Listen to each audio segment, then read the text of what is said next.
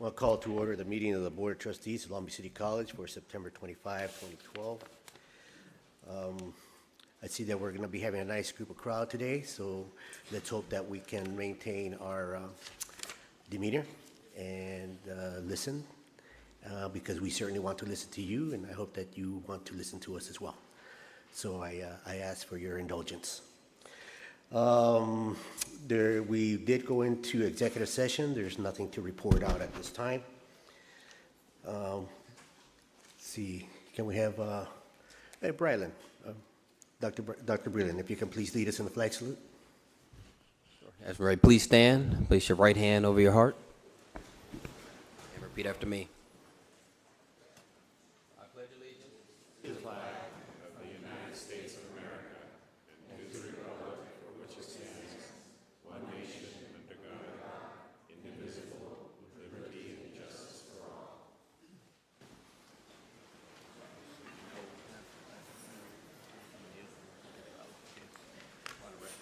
Okay. Thank you very much, Dr. Breland. Can we have roll call, please? President Uranga. Present. Vice President Kellogg. Here. Member Bowen. Here. Member Clark. Here. Member Otto. Here. And Student Trustee Troya. Present. Okay, welcome and introductions. I see that we have some introductions that need to take place today. Superintendent Oakley. Yes, thank you very much, Board President Uranga. We are very proud to be able to welcome three of our Olympians here today. And for that introduction, as we celebrate, we're still celebrating the tremendous Olympics that we had in London. I'd like to ask our Dean, Connie Sears, to come on up and make those introductions for us. Thank you. Good evening. Board President Uranga, Superintendent President Oakley, Board of Trustee members, Executive Committee, Board representatives, and audience. They don't really need any introduction. We watched on our TV screens throughout this summer. We tweeted about it. We heard it on the radio. But it gives me great pleasure to introduce three Olympians representing both past and present Olympians, starting with our own Chris Oding, who is our men's and women's water polo and swimming coach, not coaching one team, not coaching two or three, but four. He is our two-time Olympic team captain. Also joining him will be four-time Olympic team member Ryan Bailey and gold medalist Courtney Matheson. So I'd like to invite them up.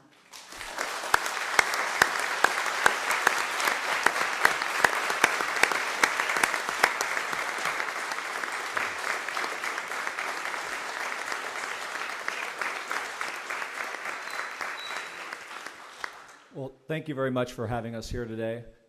Like Connie mentioned, my name is Chris Oding. I'm a two-time Olympian. I participated in 1996, which sounds like a long time ago now, back in Atlanta, Georgia, and in the 2000 Summer Games in Sydney, Australia. My journey started and ended with the love of a game. And along the way, my teachers, who were my coaches, and my colleagues, who were my team members, my opponents, and officials, have taught me invaluable lessons and helped me to create characteristics that have been critical in my life. You know, they taught me about discipline. They taught me about sacrifice. They taught me about integrity. They helped me to learn how to overcome adversity. They taught me about the pursuit of excellence. And I think it's those types of concepts and ideals that brought me together with both Courtney and Ryan. And over the past 13 years, as I've headed the aquatics program, it's something that we try to instill in our student athletes on a daily basis. And I think it's allowed us to have the success that we've had, arguably the best aquatics program in the state, winning multiple state championships, conference championships, and most importantly, transferring our student athletes on to four-year schools. It is with great pleasure that I introduce Courtney Matheson. As Connie mentioned, she was a member of the 2012 Olympic gold medal team, the first gold medal in women's water polo history. She's a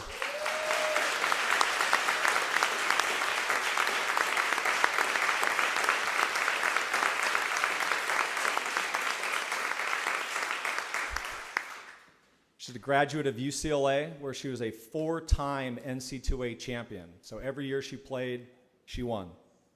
In 2008, she was a recipient of the Catino Award, which is basically the MVP of the country, and she was the NC2A Player of the Year.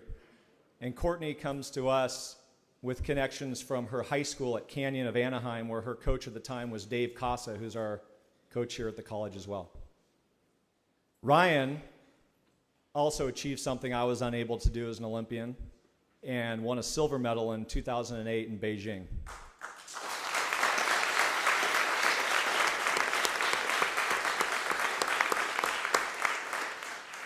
It had been 20 years since the U.S. had earned a medal in that event. Ryan has played worldwide. He's played for professional teams in Serbia, Greece, Croatia, Russia. He's a graduate of UC Irvine and was a 4-time All-American. And Ryan is a local boy. He graduated from Millikan High School.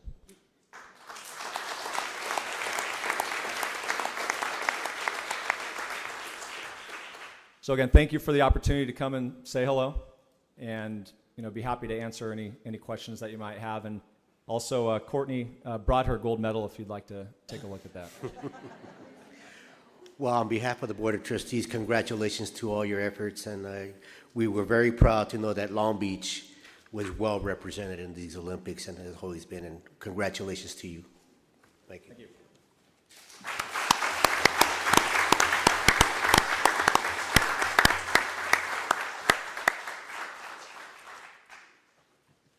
Any other introductions, President Superintendent Oakley? That's it? Okay, thank you. We're now at the ordering of the agenda, and I would like to move item 15, Academic Senate. Excuse me, Mr. President, could you approve the minutes? I'm sorry, I went ahead of time. Okay. Approval of the minutes of September 11, 2012. Can I have a motion, please? Second. Okay, I have a motion and a second. All in favor say aye. Aye. Any opposed? Hearing none. Minutes are approved as submitted. Now we have an ordering agenda.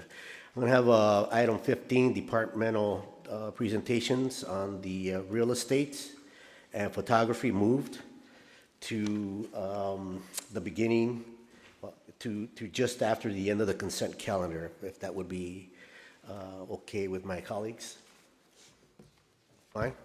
All right, so we're moving that item up, give people an opportunity to speak. Report of the Board of Trustees.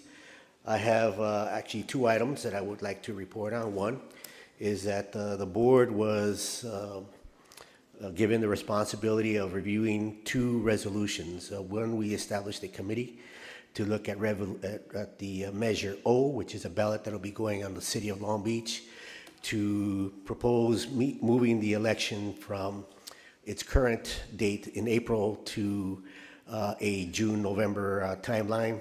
That measure is going to be on the city's ballot this coming November. The resolutions committee met, and we were unable to come with anything forward at this time with a resolution, which I want to express that I'm very disappointed, because I feel that not being able to move to support this measure basically is a disenfranchisement of citizens and giving them an opportunity to vote in an election that will be increasing participation by the community of Long Beach. I'm also disappointed that the school board, the Long Beach Unified School District, has submitted a resolution to oppose the measure, which means basically that I am in contrary to their beliefs. But then again, we will not know exactly what the cost of passage of that measure will be for the community college district. Should we have to move our elections to June-November timeline, and if it does not pass, of course, the whole measure, the whole point is moot for us. There was also last week, last meeting, a request submitted to discuss measure Proposition 32. At this point, I would like to establish a committee for considering that as a resolution to come to this board for consideration.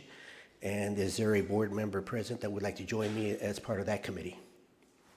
Okay, Trustee Bowen, okay. Then we will set up a time where we can meet and discuss this resolution and see what we come up with for our next meeting in October. Okay? All right. Thank you. Sounds good. Any other committee reports at this time? Actually, I have a question about the last one, Roberto.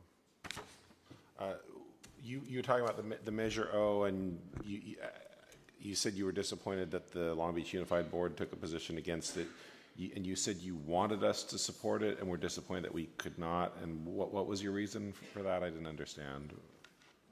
Measure O is basically a measure to change the election cycles for the city of Long Beach. Should the measure pass, the city of Long Beach will be then having their elections moving their elections from April, June timeframe to a June, November timeframe. Should that happen, Long Beach City College and the Long Beach Unified School District, all three of us at the present time have the same election cycle in April. Should the city leave, we are going to be asked to either keep our elections in April or move with the city to a June, November election cycle. What that means for us is basically we're caught in the middle here. We stay in April, that might cost us more money because the city left. If we go to April, November, it might cost us less money because we're not with the city. What the school board does, it's up to them. I cannot speak for them. Does that answer your question? Yeah.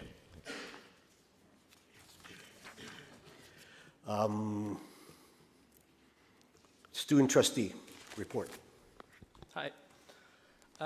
Being a student trustee is difficult at times, often being put in situations where I have to balance conflicting allegiances.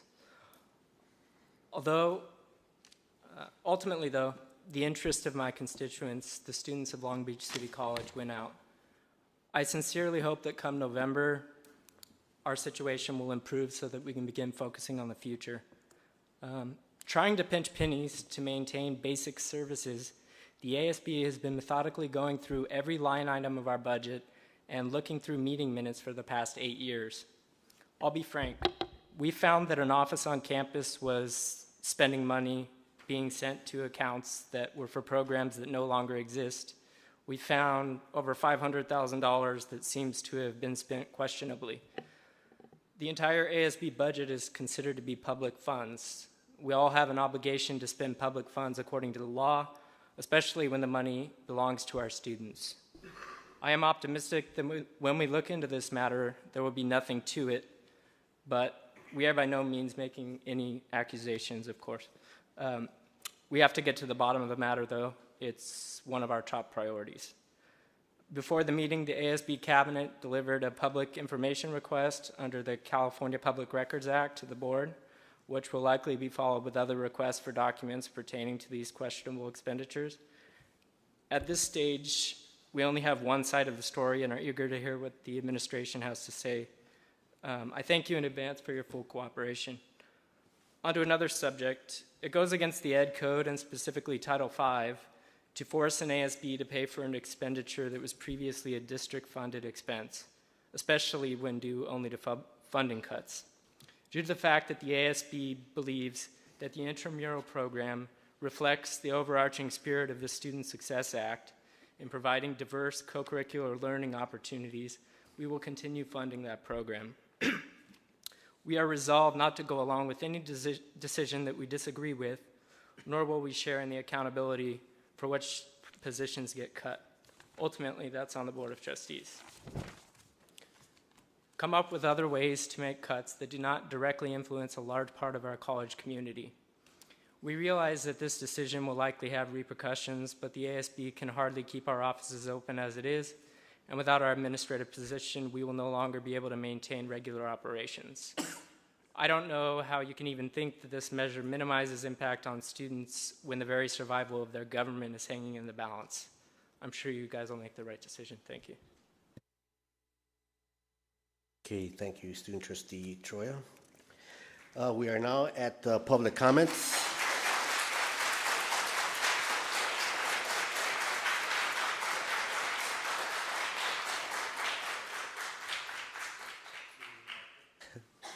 At their request, members of the public may comment on items listed on the agenda at the time the item is discussed and prior to board action on the item. A 5-minute time limit will be allotted to each speaker with a maximum of 20 minutes to each subject, unless extended by the board president.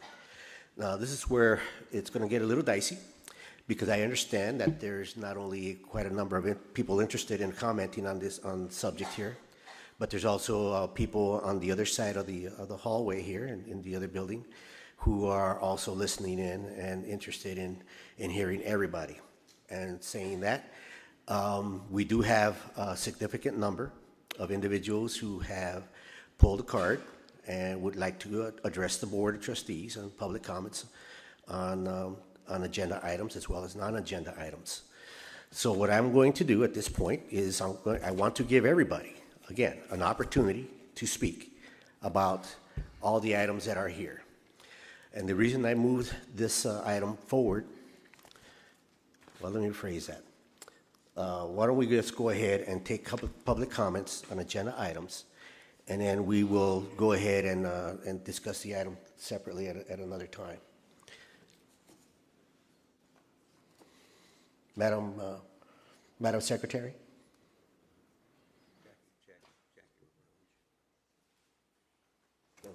This is not an agenda item. Non-agenda items, okay.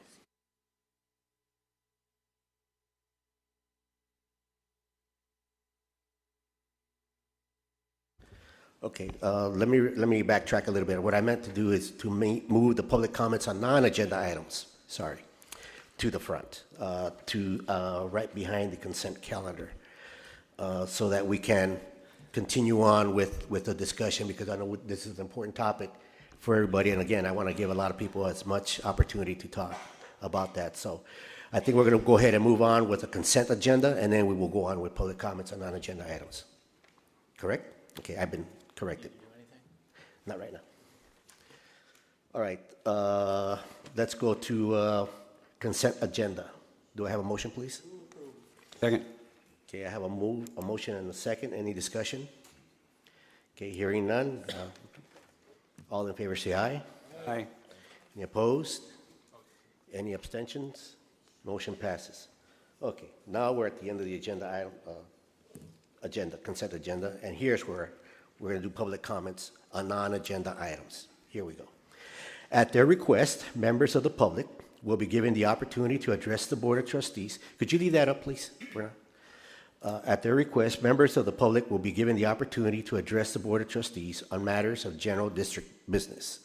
This is a time for members of the public to speak and be heard and share their comments with the board and for the board to listen. Therefore, the public should not expect the board to comment or respond to public comments. A particular position should not be inferred if there are no board member comments during this time. A total of 5 minutes will be allotted to each subject unless extended by the board president. After receiving testimony, the board may recommend placing such items on the agenda of a future meeting or referring the items to staff for a report. Okay, now here we go. I have a significant number of requests for public comments on non-agenda items in this one. And I know there's a high amount of interest in each one of these. Because there's a 5-minute limitation on this, I would hope that speakers who come up and speak on these items would keep their comments short. Please make your comments as succinct as possible, because I certainly want to hear everybody, and I know you want everybody to speak because you want to hear what they have to say as well. So I'm asking for your diligence and for your understanding in hoping that you can keep your comments as brief as possible. Now, understanding that there's a 5-minute limitation on this, we're not going to hear everybody in 5 minutes, and I can understand that.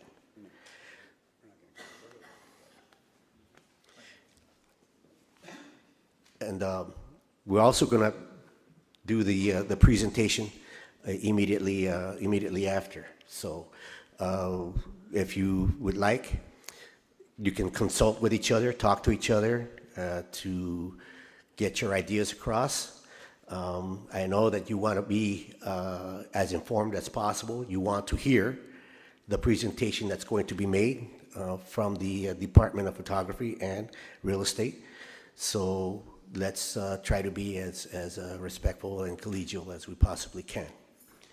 Okay, so I'm going to deal with the one we're gonna address, the one that you're most interested, I think, that we have here, the one with the biggest amount of cards that I have in front of me. We're going to be addressing comments on the photography program, and I'm going to say the names. So in case an individual is not in this hall here, but is across the way, if those individuals who are across the way can make their way here, so that we can have a smooth transition from one speaker to another. And these are all, again, dealing with the photography program. Emmanuel Odebunmi, Christopher Serrano, Susan Acosta, Jonathan Nezer. Yeah, good idea if you could line up over here, that'd be great. I think we've got this individual twice. Yeah, this individual's here twice. Chris Serrano, Steve Baker, Dennis Dean, Brennan. There's another item. Yeah. Okay, that's it for photography. Okay, one more time. If you could line up over here on the side, that'd be wonderful.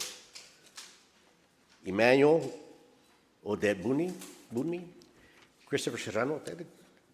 I mentioned him once before already, didn't I?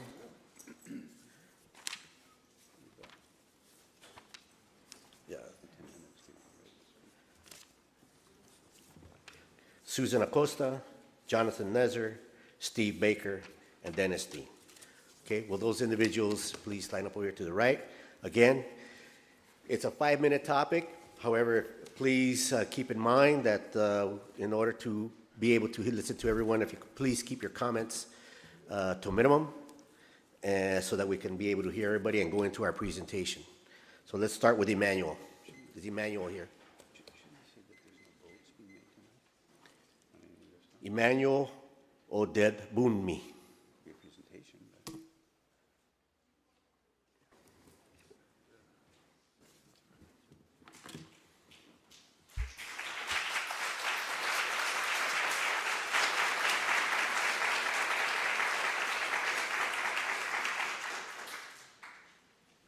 Thank you.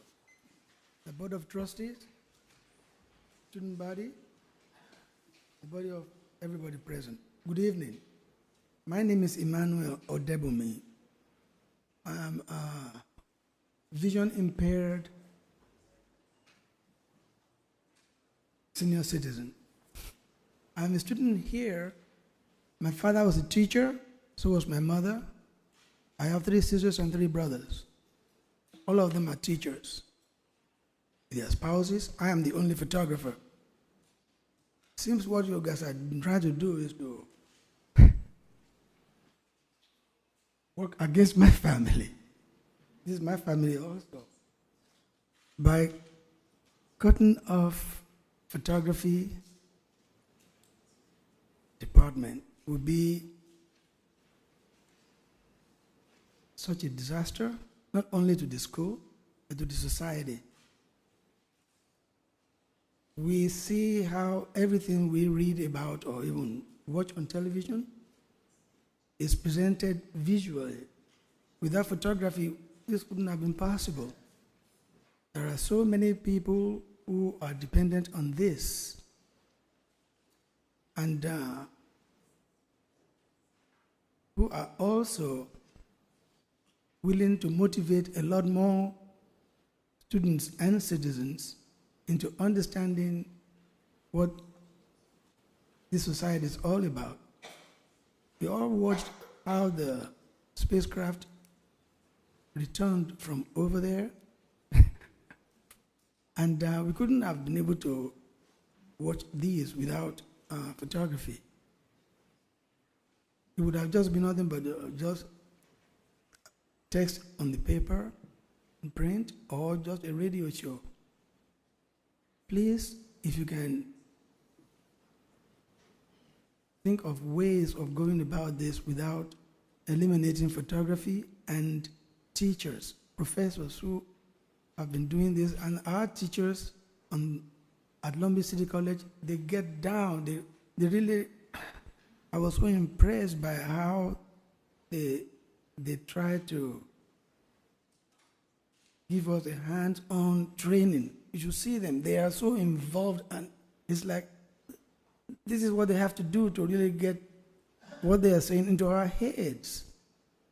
Please, if there are other ways we can go about doing this without eliminating these people or their professions, it will be quite appreciated.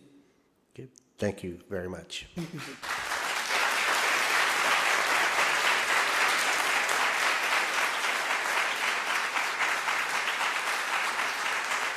Christopher Serrano.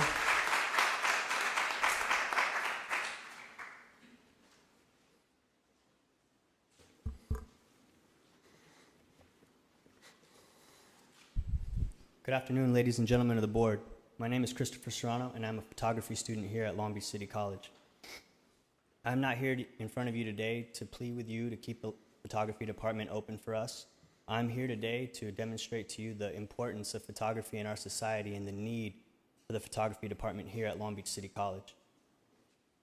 Photography is the most widely absorbed form of communication in the world today. One cannot go through a day without seeing a photograph or an image, just the way that you can go through a day without seeing a painting or a sculpture. Photographs are everywhere, from billboards and posters to newspapers and magazines, websites, businesses. It also has many uses such as advertising, fashion, fine art, documentation, celebration, photojournalism, and entertainment. The uses for photography are so vast that the jobs of the future are going to be directly or indirectly associated with photographs and photography. These jobs in advertising, film, science, and portraiture, web design, police business, wedding, fine art, fashion, photojournalism, and many, many more are going to need, at the very least, a basic knowledge of photography, and in most cases, an expertise. This is where the LBCC photo program is vital in training students such as myself and these fine people out here.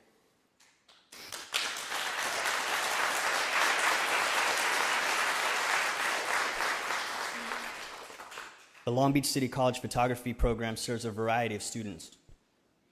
Those that have come here to earn a certificate to get a job, those that take photography as a GE toward their AA or to fulfill an art requirement to transfer.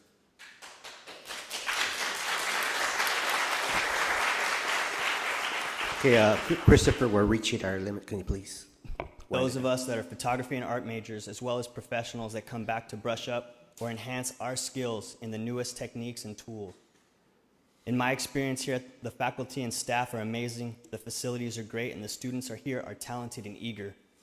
The board would be doing a great disservice to these students if they do not allow them to blossom and to be the aspiring professionals that they hope to become. Photography on this campus is one of the few programs that can service a multitude of requirements, services that at no extra cost than what it would just to service one. Are you willing to help all of us become better professionals? I ask you, how much is truly saved by cutting one photography program? Okay, thank you very much. That'll be good.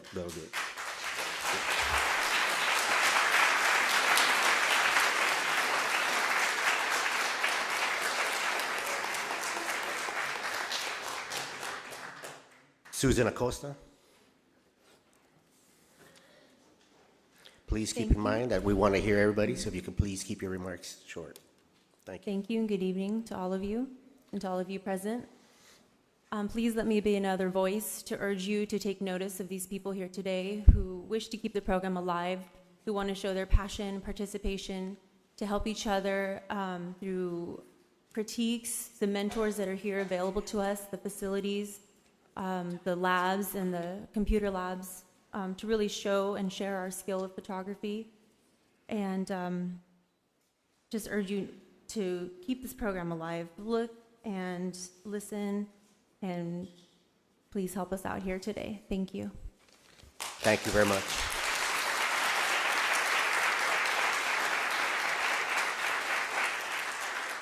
Jonathan Nezer. Good afternoon, Board of Trustees. Photography is more important now than ever before. We as an image-based society, in an image-based world, must have the knowledge and skill to communicate effectively as we navigate through our careers as photographers. To cut photography is to cut out the eyes of the world and expect to navigate as if it were still sighted. This awesome responsibility is taught and explored in the photography program. While it may seem to the untrained eye that the photography program is unsuccessful due to low certificate and graduation rates, students opt to transfer into four universities and art schools, such as myself. I'm now a student of California State University, Long Beach, double majoring in English education and photography. Students opt to transfer to universities art schools, which is a tremendous success in of itself. To strip this necessary program would run against the core values of Long Beach City College. The mission statement will ring hollow if not just photography, but every program that is at risk is cut. If student focus is the goal, we must be provided with the programs and tools that have helped us for years instead of removing them. If excellence is the goal, do not cut programs that value creativity and innovation that allow the school to improve constantly. If equity and diversity are the goals, allow the photography program to stay in order to document the embracing of diverse cultures, ideas, and perspectives that we as a city are proud to represent. If integrity is the goal,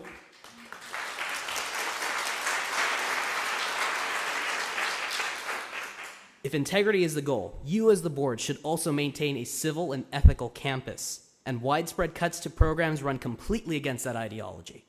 Finally, if responsibility is the goal, use the resources that the school has left responsibly. Responsibility is the knowledge of how to make the best choices in the worst situations, and being able to live with the consequences. The hard choice now isn't how many programs must be cut, it's how many can be saved. Foresight. Could you please wind it up?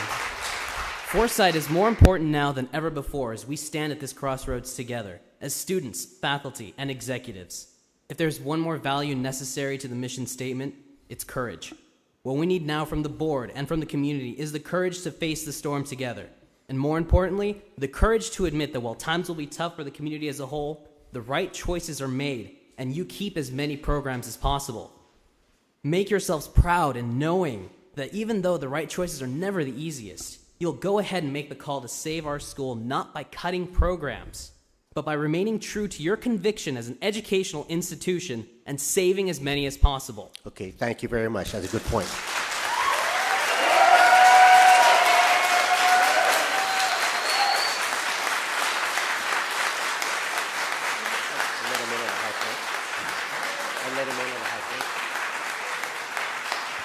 Okay, Steve Baker.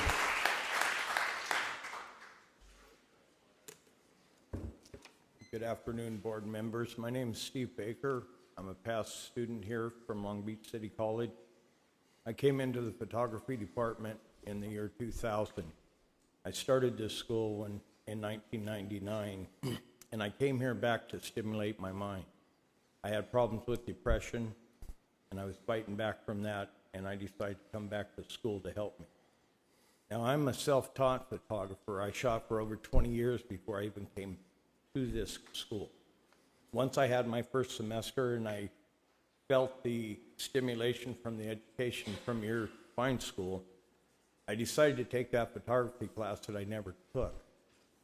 What I learned here at this college was you actually had one of the finest photography schools in this state, barring the high cost.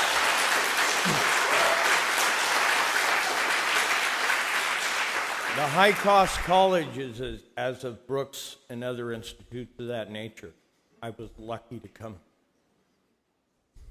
Most other schools, they have 1 or 2 photography teachers available to teach all classes. And I found that by being here, I had 8 teachers that I was able to pick their brains and get knowledge. And because of that, I've been able to better myself, and I'm out shooting now professionally. I shoot for a lot of nonprofit organizations. I document a lot of history that's being made in Long Beach and throughout California.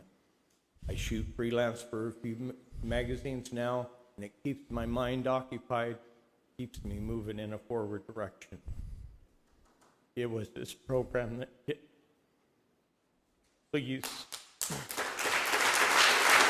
don't gut this program. This program is very important. The arts is important.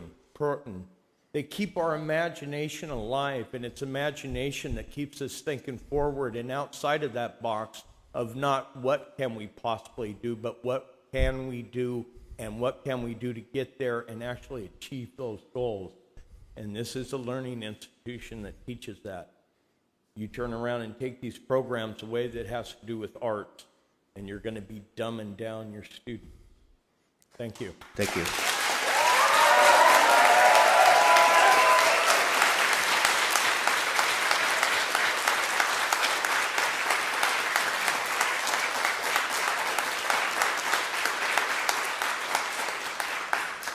I want to commend the speakers on this item because you kept it pretty much to the point. Thank you very much. I have a few other public comments on other items. I have Kimberly Thompson, Daniel Ortega. One more? I don't know his name. Which? Oh, I'm sorry. Yes, Dennis. You know what? That's my bad. I got That's you. all right. Good evening. My name is Dennis Dean, and I'm the Creative and Technology Director of the Long Beach Post. I don't know if I can follow that, but what I do want you to know is that we employ LBC students as photographers at our paper. 2 of our staff photographers are current LBCC students, and 1 is a graduate. And they're some of the most professional, passionate, and well-educated people that I've had the pleasure of working with. I mean, Long Beach is a city of passionate people, and I urge you to give them the tools they need to follow their passion. It would not only be a disservice to the students, but also to the community as a whole to lose the photography program. Thank you. Thank you.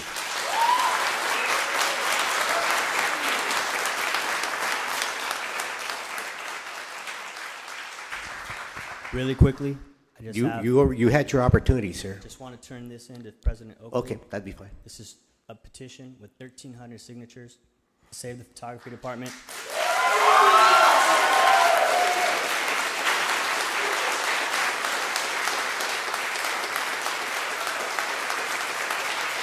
Thank you. Okay. Again, what I said earlier still stands. Thank you for the very respectful and keeping within the time limits of this presentation. We are now at other items that we're going to be discussing here. Again, Kimberly Thompson, Daniel Ortega, Ryan, I think it's Payne, want to comment. This is about the intramural positions. Kimberly. Good evening, board members, student trustee, administrators, students, LBCC staff, and fellow members of the community. I am Kim Thompson, a Long Beach City resident and a student of Long Beach City College. For the past 6 semesters, LBCC has been my home, and throughout the duration of being here, I've met thousands of amazing people that helped turn my life around. People I call my LBCC family. I'm here today to address the board on the classified positions being eliminated in student life. At the last board meeting, you all voted to eliminate the intramurals advisor's position. The intramurals program is one of the longest running student life programs in existence at Long Beach City College. We feel that our traditions was taken away. The reason we feel this is because Walt Weber is part of our family. He instills history in the student life program. He teaches us to engage with other students, to empower each other, and to educate each other as well. He's worked countless of hours with students to keep our LBCC traditions alive. And I understand the dynamics of the college is changing, but our culture should live forever. We students need our backbones. We need our student life classified support staff. We need our history because without it, we are lost. Current and future students will no longer know the feeling of being a LBCC Viking if these things are taken from us. Furthermore, there are a lot of changes happening in student life department, and I must say I'm not happy with them all. New administrators appear only interested in giving the students what they want us to have, and not what makes this a memorable learning experience. The quality of service provided in this office has declined in the past semesters, and many students, including myself, choose not to get involved or withdraw from student government because of this. We often feel we've gone unheard. Many times our questions have gone unanswered, and we don't feel it's fair. Board members, please, we need Walt, we need our intramurals advisor. He has been our voice of reason, our push, and most importantly, we need our historian. Please give us back our intramurals advisor. I'm asking any board member of the prevailing side to revisit and reconsider the motion that eliminate this position, this student-funded position, and reinstate our intramurals advisor, our friend, and our brother. We need our student life classified support staff and not another administrator. Thank you.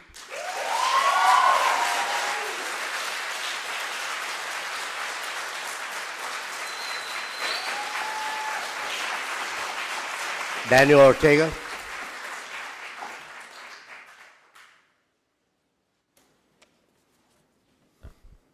Good afternoon, Board of Trustees. I'm Daniel Ortega. I am a kinesiology major with a minor speech communication. What I want to talk to you guys about is Walt Weber. He is our intramurals advisor. We have the men of Aslan, we have Tong, the lovely ladies of Athena, we have Isis, and many more groups out there that come together as one on a day just to play. We don't come here to bother nobody. We're not out there doing drugs. We're not out there getting in fights. We're in school. I'm trying to get out of here. As all these people. You're cutting programs for what reason? These people come here to express themselves, just like the photography club, just like their program. I come here because I came to give a voice to people that don't have a voice. Maybe that they're too afraid to talk in front of adults that are really wise, such as yourselves. I come to you guys because it's a big concern. And I don't come out of sympathy. I don't come to make fun of anybody here. But as a true student, as a true person as myself, it does concern that we're cutting a person that also said by Kim is an historian, but also our teacher. Because every day we come here to school, I say hi to him. He says hi. He comes to school every day with a smile on his face. For how many hours does he do a week? Over the limit. He comes with a smile on his face. I don't even have to ask him what's going on in a day because he comes to everybody with a smile on his face, ready to have fun, and ready to teach us life skills that we actually will use in the near future. We are your future. Let us express ourselves. I come to you guys because look at what you guys are creating. You guys are creating a whole mess of people that are getting angry. We don't need that here. Like you guys don't want that, right? That's true. We come here because we're concerned. We want to tell you guys what our feelings are. That's why we come here. So in the name of the men of Aslan, Tong, Isis, and everybody else, we fight for what we want, and that's why we're here. Thank you very much.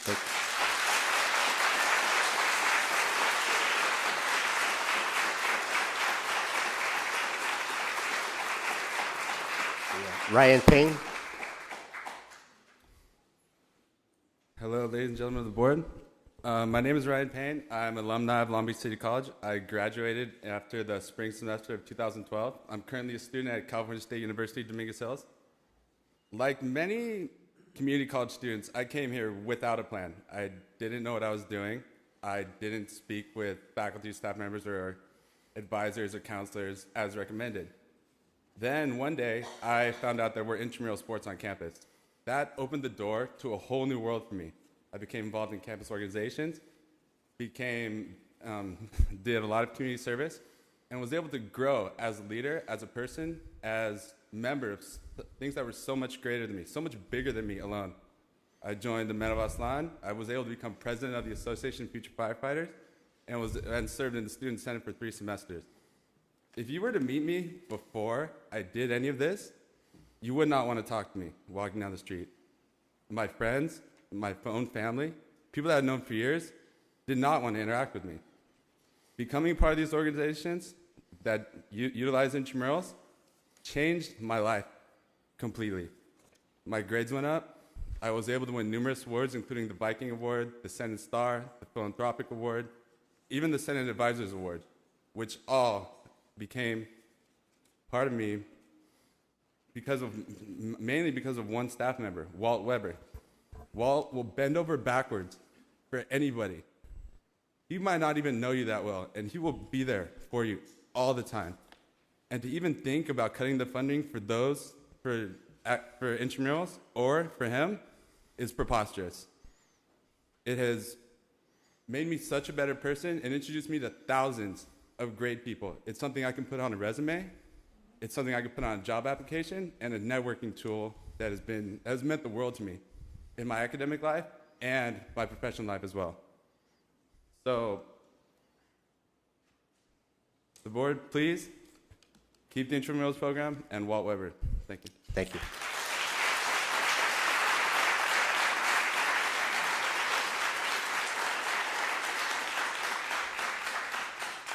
Okay, I have 2 other comments on industrial transportation technologies, aviation maintenance. Brennan Grace and Juanita Mitchell.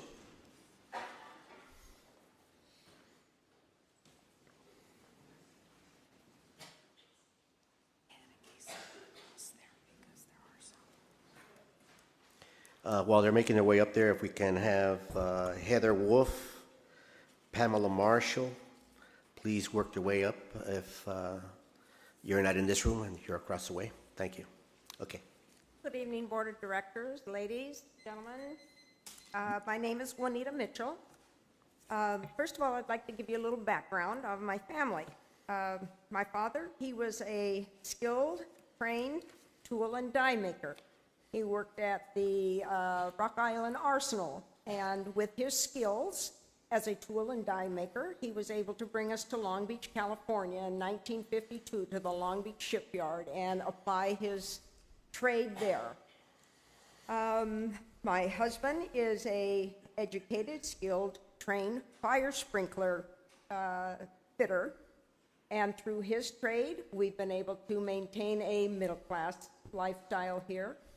I attended Long Beach City College here and graduated with an associate's degree as an RN.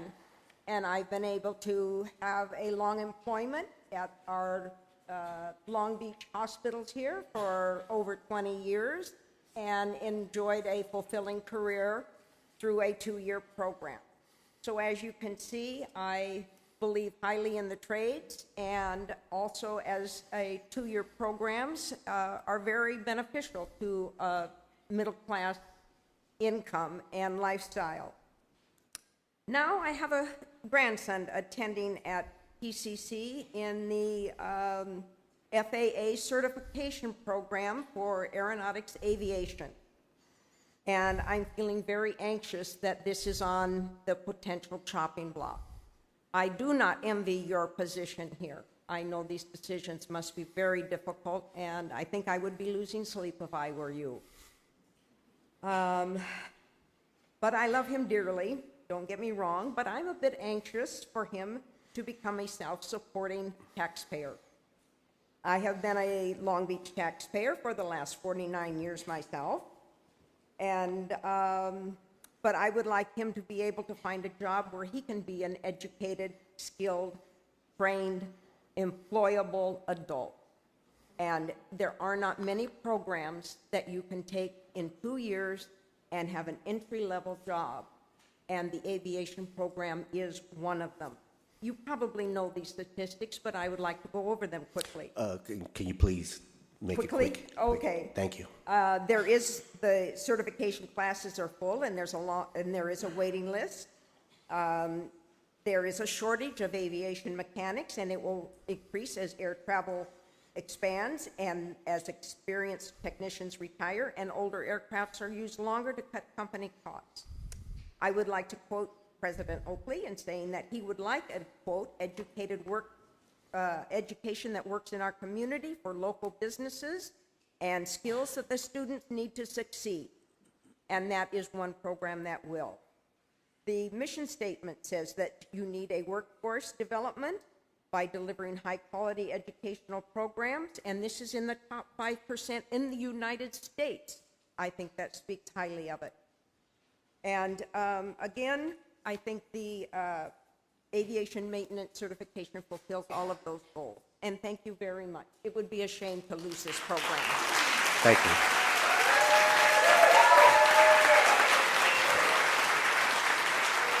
Brennan Grace.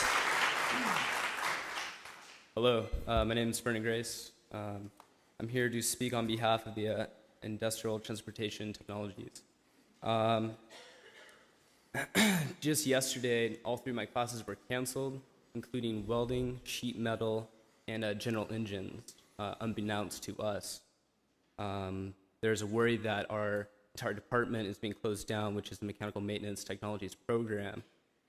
My grandfather was a tradesman, my father's a tradesman, and I myself am a tradesman, and we take lots of pride in what we do and our work.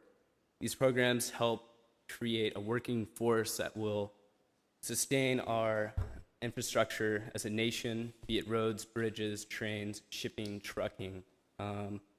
Without this trained and certified workforce, there will be no more infrastructure. It will just crumble at our fingertips. They told us when we started the program that these were recession-proof jobs, but we didn't know that it was not a recession-proof education program. Is it?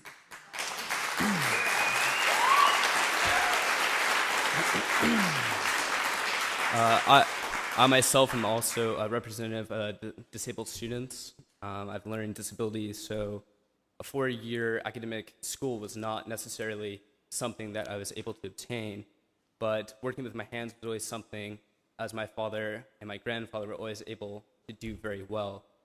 And shutting down this program takes away a lot of futures of young adults who may not be able to attain these 4-year degrees in academia.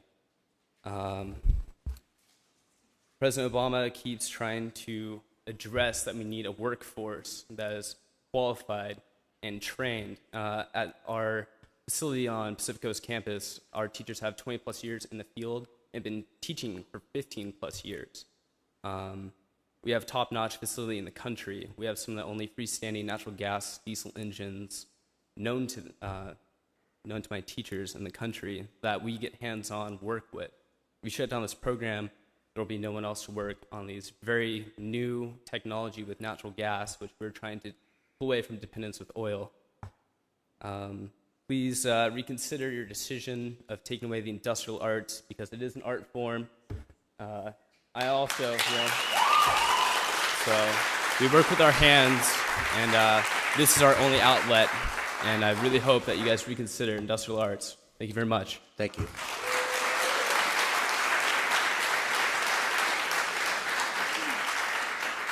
Okay, I have Heather Wolf and Pamela Marshall by Human Services. Are you Heather Wolf? Yes, I am. Okay, thank you. Good afternoon, President Uranga, Board of Trustees, and everyone else in the seats. I am a alumni from here, and I currently go to Cal State Dominguez Hills, and I am here today because I am in support of keeping the Human Services program. Because of the Human Services program and the tools that I learned here at Long Beach City College, I am going to be graduating next semester with honors, and I will be pursuing my master's degree in social work. The program is just a wonderful program, and it's really provide a lot of jobs in the community. There's a lot of colleagues that I have that work in the Salvation Army. They work in other nonprofits, and they learned all of it from Long Beach City College, from the staff, where we learned how to run a group, how to, learn how to conduct motivational interviewing. So I do hope that you do keep the Human Services Program alive, because the Human Services Program has provided, as it says in your mission statement, learning and achievement, academic excellence, and workforce development. And when people tell me where I got my education, regardless of where I got my master's and my bachelor's, I will tell them Long Beach City College. That's where my education started. Thank you. Thank you.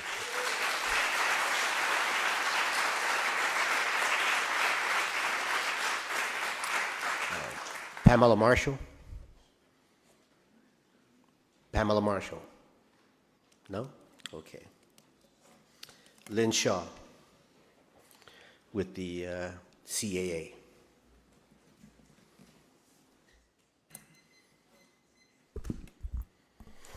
Oh, somebody left their hat up here. Hi, good evening. My name is Lynn Shaw, and I'm president of the Community College Association, the full-time faculty union, and I have 3 items I'd like to bring to the board's attention tonight. He got his hat, that's good. I hope that you're all voting for Proposition 30, and I hope you're all voting against Proposition 32. I want to...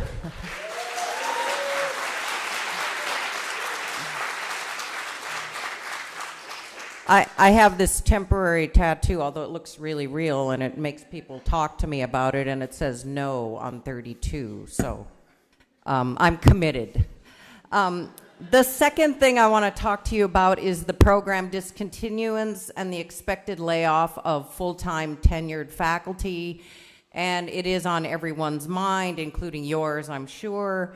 It is keeping me up at night, but there are some problems that have come to my attention about the process, and I just want to bring them to your attention. So many of the faculty who are on this, their programs are on this discontinuance list, were given information at the first go-round of the meetings. The second go-round of the meetings for program discontinuance start this week. And they were given numbers on the labor market research, and there was a gap analysis that was done. And I believe that this gap analysis and the labor market research is wrong and not valid. What it's showing is some of the programs, there is job loss, and there's no expected growth in these occupations, and that's one of the parts of the decision being used to determine if a program is kept or not. And I'm concerned that we use accurate data and accurate information. I have meetings scheduled tomorrow with both the president and the vice president of academic affairs, and I'm going to discuss this in more detail, and I will be talking to you about this later. But it is concerning, because I believe we all want to have good information, helps us make good decisions. So my last item is, while I want to believe that Long Beach City College has a fiscal problem, something has come to my attention that really made me question this. And as part of being the union president and working with the union, we routinely ask for copies of all the administrators' contracts. And we had been told that all administrators are getting 1-year contracts and there would be no raises. But a couple days ago, I received a contract of one vice president, and not only did they get a $20,000 raise, it is a contract until 2014 with a 3-year rollover clause.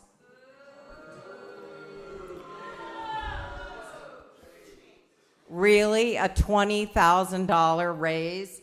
Wouldn't that money be better spent on students and classes?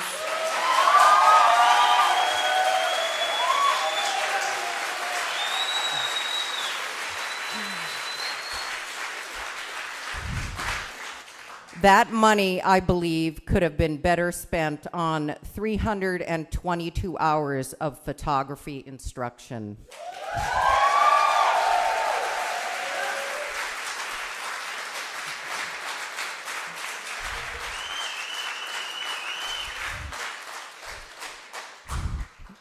Please, let's get our priorities straight. Classes and services for students should come first.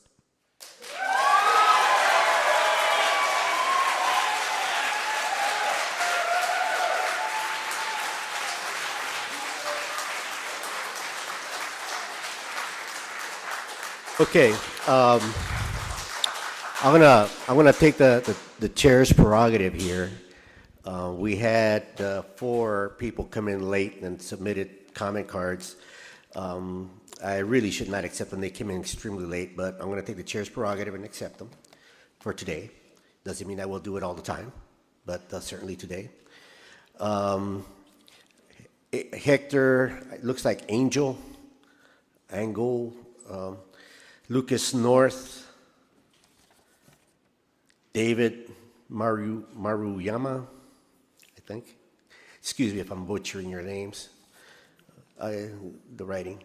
And Marilyn Ann Moore. If you are here, please line up over here. And if you're not, they're coming? Okay, thank you. While they make their way up here, I want to basically indicate that and clarify, and it was brought up a little bit. There is a process for this. We heard a presentation at that last board meeting on the process of discontinuance, and there are no items at this time that are going to be discontinued. This is going through a process of evaluation, of review, looking at all the factors that we want to look at to ensure that in the end, whatever decisions that we are going to be compelled to make to keep the college functioning and to meet this mission statement. It has been brought up, and that's why I keep it up here, because I want you all to remember that's what we're all about. We're about this mission. And when that comes, then we will be having more of these meetings again, I'm sure, and we'll be having more comments again, I'm sure, because that's the process, and it's the democratic process that we're involved in here.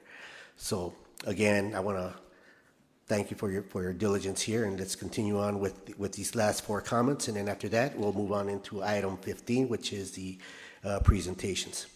Okay, let's talk to Hector, or Hector. Is Hector here? How do you pronounce your last name, Hector? Anguiano. What? Anguiano. Anguiano. Okay, Yes. that's not what's written here, but okay. I'll accept Sorry. it. That's right. Oh, I come in to thank you for support to the photography department. I was a student right here I received my certificate in 2010, and I have a wonderful experience, and I thank you for everything, and I want to continue support the photography department. When I was right here, I get 3 wonderful certificates. I get my certificate, and I get when they have competition in Long Beach City College and PCC, I get the first prize, honor prize, and 3 prizes. And I want to show you the pictures.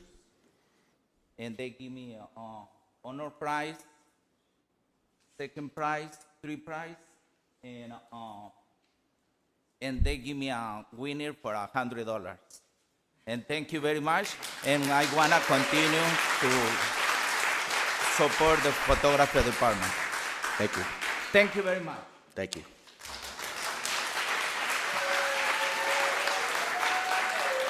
Yeah, Lucas North. Good evening. I'll be brief. I speak on behalf of the photo department, and as far as students go who I think the notion of photography is taken as a class that is an easy A, it doesn't help, there's no credibility towards after they graduate that they will pursue photography. I myself have a 2-year-old. I continue my education at Cal State University, excuse me, I'm very nervous. Cal State University, Long Beach. And I've been employed on 2 international televised shows. I'm a camera operator for ABC 2020 seasonally.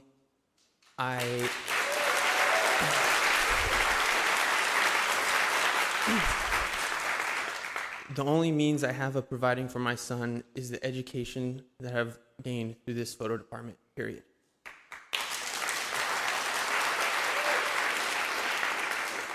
And I don't envy your position because I know it's a very difficult position to be in. I just wanted to speak on behalf of professionals, taxpayers who have developed through this program. And I thank you for your time. I very much do. Thank you. Thank you.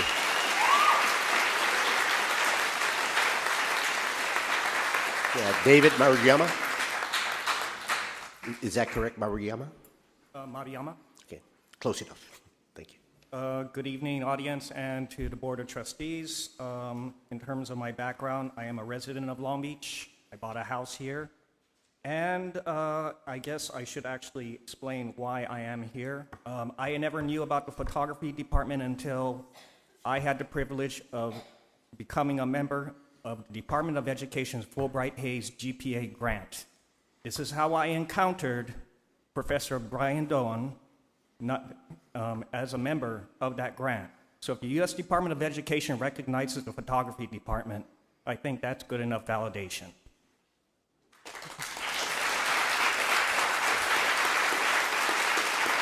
I wish to advocate not just for photography, for vocational tech, welding, and all those other programs that are potentially on the cut, but I will appeal as a Long Beach taxpayer. How much bond money went into the facilities of PCC? If the public voted for these bond measures to go on, and those facilities are misused or go into disuse, that will be a violation against the public trust.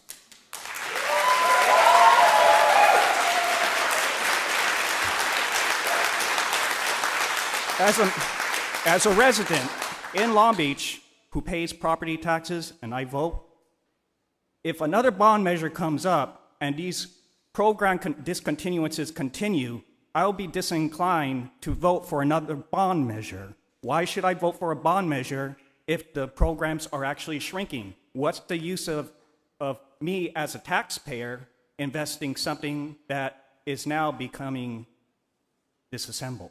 Thank you.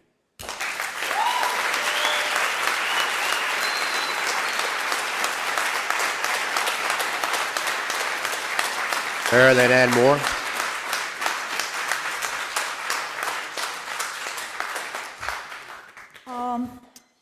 My name is Marilyn Ann Moore, and I have, in my lifetime, gotten a Bachelor of Arts and a Master of Arts from University of Michigan, also a Master in Fine Arts from University of Oregon.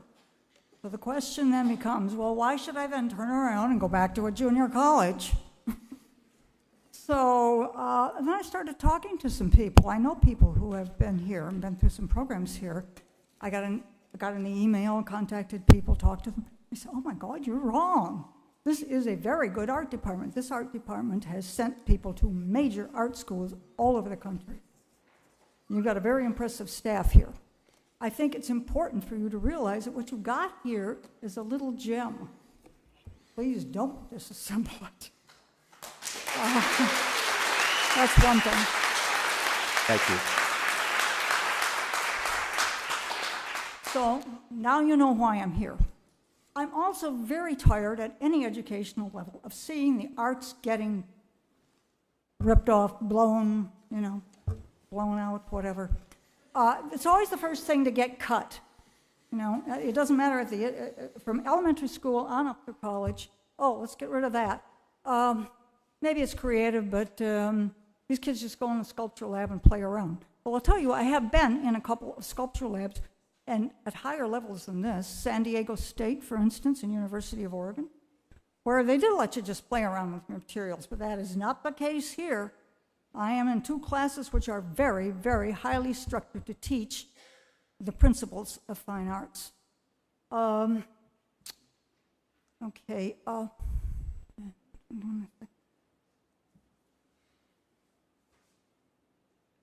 I'm not being able to do what I wanted to do. I think you've made your point. Actually show you a project. I made a point. Also, I wanted to... Hey, I'm letting her speak. I'm telling her, make her point. Okay, one thing that is important is that art uses a mode of learning that is not frequently used, and it's called kinesthetic. I remember this from my days in taking a degree in education. It's the ability to make your concepts concrete by actually having materials you're working with and manipulating them and moving them around, seeing what they do and what will make your good a project. One project that I was going to present to you today, but I see it's not possible. The setup just doesn't allow for it. All of these things had to be considered in this project: repetition, variety, rhythm, balance, emphasis, economy, and proportion. Now that's a big mouthful of abstract words. And until you get your hands on the materials and see how rhythm may apply to actual form or repetition of forms, or the balance so that it doesn't look like it's falling over, you have forces going against each other. Until you get your hands on that and can see that, the concept does not go into the brain. It's too abstract. Now, this kinesthetic principle is used a lot to teach mathematics. It has to be used in the art department because you're always going to be working on a project. The project has materials, it has methods. You have to learn all of that too. So it's very, very important. And let me tell you, the two classes I am in are some of the most highly structured courses I have ever been in, and I am very impressed. Thank you very much. Oh, yes. One more thing. Okay, one more point, and let's One more move thing. on. Creativity. Is it important? Well, people say, it's just creative. No, I'm sorry. Ask people who are CEOs in Silicon Valley or run IBM or run Google. What do they want in an employee? And I'm not assuming that people are just going to push brooms or push boxes around. Higher level than that. They want creativity. Item number one.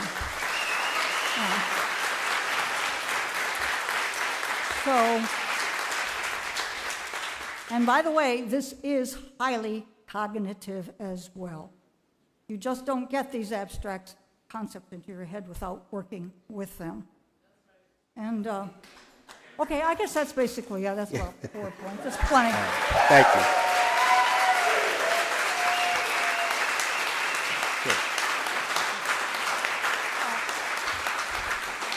Thank you very much for your attention. Thank you, Ms. Moore. Thank you very much. And again, I want to thank everybody for their diligence in being respectful in this process. And we shall, like I said earlier, I'm sure that we'll be discussing a lot more of these as we move forward. And again, I want to point out that these are non-agenda items, so they are not agendized. We are not going to be making any actions or moves or motions on any of this right now. That's to be determined later on down the line as we move forward with the studies. And at that point, that brings us to agenda item 15, Academic Senate. Well, let's go with item 8 first. Academic Senate. I see no items, no report. Okay. Then let's move to item 15, Academic Senate, Department Presentations. You can take down the... Is Mike here? Okay, first type is Mike McMullen, Real Estate. Right.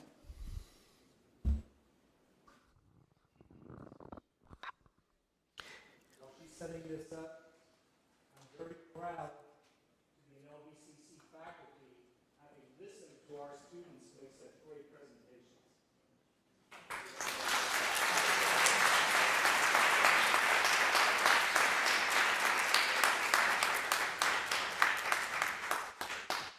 Hi, everybody. Nice to see you again. I would like to say this will be the best part of the evening because you only have to listen to me for 37 seconds. I'm going to show a 4-minute and 23-second slideshow, the genesis of which came from our college day discussions. We are affected just like everyone. It was erroneously put down that I was going to be talking about real estate today. I'm going to be talking about the Business Administration Department but of course, real estate is one of those sections within the program that is looking to be cut also. So we feel your pain. But we decided at College Day as a faculty that we would put our heads together and figure out how exactly to approach the cutbacks and some of the things that we've done over the past couple of years in trying to make our department more user-friendly, more student success-friendly, and help the counselors be able to move forward and provide some stronger services based on what we put together here. So let me just say ready, set, go. Welcome to the Department of Business Administration at Long Beach City College, where you are the future. But as you see on this slide, it doesn't just happen. You must make it happen, and we are here to help you create your future. The DBA faculty consists of over 20 professional educators, all of whom have extensive teaching experience in their specific disciplines. Additionally, we come to the classroom with a wide range of experience in both private and public sector professional careers. Utilizing our experience to help you achieve your learning goals, we all take great pleasure in providing academic and career counseling. But like you saw at the beginning of this presentation, you can't cross the sea by merely staring at the water. You must be proactive and use your faculty as a resource. The faculty of the Department of Business Administration is constantly defining the structure of the DBA to reflect trends that we see at the university level, as well as to help each one of you to develop an educational plan that will be effective and efficient in allowing you to achieve both your academic and career goals. As you can see, we offer 6 primary concentrations or courses of study, each of which can culminate in certificates of accomplishment or achievement or an associate degree. Additionally, every course that we offer within these concentrations can be transferred to most four-year universities as you continue your academic future. The DBA Curriculum Guide can help serve as ground zero for your educational plan. The Curriculum Guide is an all-encompassing listing of courses which also serves as a blueprint for the core courses, required courses, and elective courses that you will need on your path toward a certificate and or a degree in your chosen concentration. Smart Money says that you keep a copy of the Curriculum Guide with your classroom materials so that it is always close at hand. Why? As we mentioned at the beginning, in order to meet your educational goals, you must be proactive. When you sit with a professor or a counselor for academic or career guidance, and you can reference your curriculum guide to help visualize which courses you have completed and which courses you need, your conversations will be more focused and meaningful with better results. Where do you find the curriculum guide? At the counseling offices, from the LBCC website, from the DBA website, and from the college catalog. Still can't find it? Ask a professor. The DBA website is your all-access pass for information related to the Department of Business Administration. Bookmark this address, make it a favorite. Key points of interest on the website are the DBA mission statement, an extremely interesting interview with LBCC graduate Petro Kostif, links to detailed information on our various concentrations, including career descriptions, career resources, and course offerings, faculty bios, contact information, and specific course-related information, the LBCC semester schedule of classes, and as previously mentioned, there are also several links from which to download the DBA Curriculum Guide. The commitment we make to you as the faculty of the DBA is to do everything possible to help you meet your learning goals. But we can't do that unless you can articulate those goals through your ed plan. After all, this is the business department, and one of the many concepts that you will be presented with during the course of your studies is the concept of the primacy of planning and setting and achieving goals. As mentioned earlier, your faculty is rich with experience in the business world and is eager to share these experiences with you. You need only to ask. And finally, we are committed to making your experience at LBCC as rewarding for you as it is for each one of us. So let's get to it.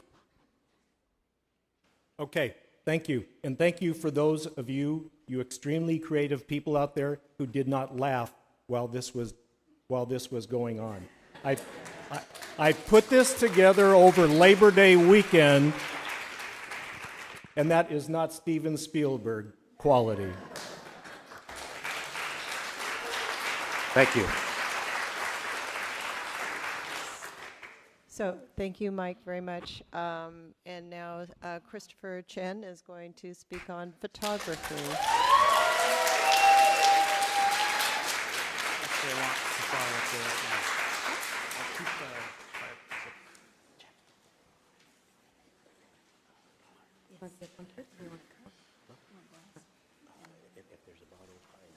I brought my tribe with me.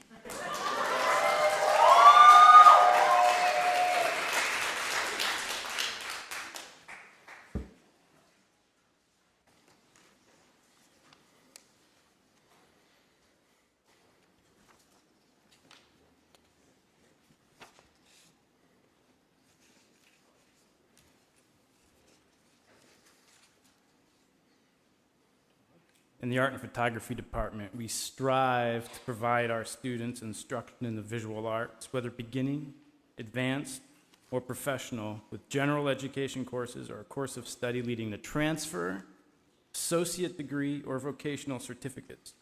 Students can pursue their individual interests in the visual arts through an array of foundation courses, establishing a technical and critical understanding of visual language.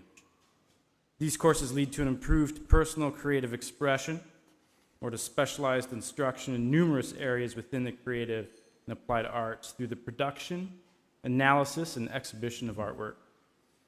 The art and photography department at Long Beach City College is one of the largest art departments in the California Community College system. And as such, we're dedicated to providing our students with the finest, most comprehensive introduction to the arts possible. Toward that end, we have brought together a strong core of professional artists, art historians, and educators dedicated to developing a comprehensive foundation for students to explore their innate creativity. The department comprises art history, applied design, ceramics, sculpture, computer art, painting, drawing, graphic design, illustration, jewelry and metalsmithing, and fine art and commercial photography. If I indulge me a minute here, it appears that you're going to be reading this document all the way through? No. Okay, thank you. There are so many cameras in this room, it's kind of scary. I wonder who's going to take the shot that will redefine the boundaries of the debate. So often happens in photography.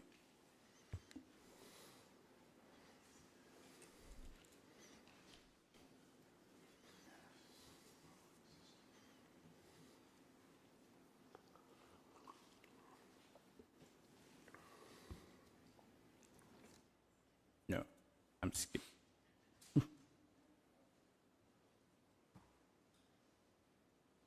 I'm a Mac guy. How do I get this all the way?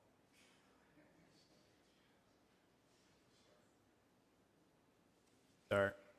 Is that it? No. Thank you. Easy. All of the faculty in the art and photography department are active, exhibiting, publishing, and curating professionals. So I'm going to tell you a little bit about what some of our faculty members are doing.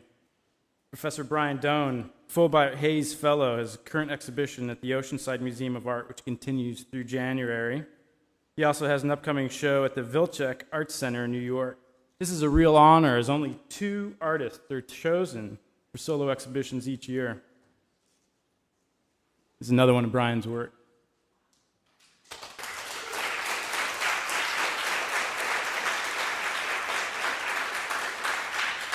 We also have an amazing adjunct faculty group. Instructor Brett Van Ort's series Mindscape will be traveling across the country this year and next year with solo exhibitions at Venice Arts opening in November, Daylight Gallery and Books in Hillsborough, North Carolina opening in March, 7 Gallery in New York opening in April. Brett will also give a gallery talk on April 5th, which is International Landmine Awareness Day, as a fundraiser for Handicap International. Brett's Mindscape book and monograph will be released this coming March, published by Daylight Books. He'll be traveling all across the country, doing book signings and talks, including San Francisco, Santa Fe, Dallas, and Atlanta. Professor Ann Mitchell has had 3 solo exhibitions of her work: Ordinary Beauty at Cypress College, Unmade and Winter's Light at Los Angeles Harbor College. The 3rd solo exhibition was part of the Post Gallery's Kamikaze series this past summer. She was included in 4 group exhibitions: I Love LA at Duncan Miller, Los Angeles Collection at the International Pink Art Fair in Seoul, Korea, Summertime at Duncan Miller, and she was part of the Month of Photography at Los Angeles with work in the Project LA Part 2 Pacific Resonance. Online, her work was featured on newlandscapephotography.com, and she was a guest editor and writer for Lens Scratch. She organized the 5th annual Photo Fest right here at LBCC and attended the national conference for the Society of Photographic Education in San Francisco. And has also recently started a new blog, which is absolutely amazing, titled Start with the First. It's a blog on creativity. Last year, adjunct faculty member Amanda Keller-Konya had a solo exhibition of her work, Specimens, at the University of Texas Centennial Museum. She also delivered a talk about the work, which I love this. It's titled Dirty Tales of Filthy Water.